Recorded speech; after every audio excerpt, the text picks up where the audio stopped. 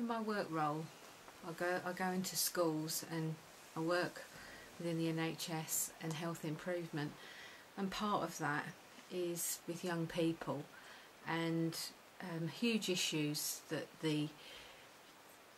it's people's jobs to try and deal with in these times is young people and their sexual health. And I want to talk to you now about your sexual health, because in the Bible there's clear guidelines about not opening ourselves up to adultery. Now, when he talks about adultery in the Bible, it's not I mean, it is with other people, but because we belong to Jesus, if we're going down that line where we're lusting and we're opening ourselves up to that, then that becomes adultery. But in 1 Corinthians 6:18 it says, flee sexual immorality. Every sin that a man does is outside the body, but he who commits sexual immorality sins against his own body. Now, the reason that this is in the Bible is because, and the reason it says, because God wants to protect us. It's not to stop us from having a good time or whatever else. It's purely to protect us with young people, and what the sexual information that they get or you get in school can encourage you to think that, you know, that it's no big deal, and you know, to start looking and going out and having a different sexual partner every week and whatever else.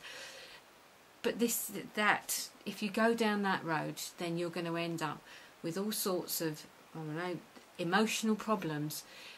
It's the reason it's in the Bible is to protect you. It's to protect your self-esteem. And when you have a relationship with somebody, if it's a platonic relationship, it's one thing. But when it goes into a sexual relationship, that relationship changes. It becomes so much more intense. And some young people can't take it, and it affects their self-esteem. It depresses them. It brings them low. And that's why it's in the Bible, to protect us, to not do these things. Now, there is, you know, with young men, it's not just young girls who get depressed, it's young men, and the suicide rate goes up through this. So, you know, just think about what you're doing. You are sinning against your own body.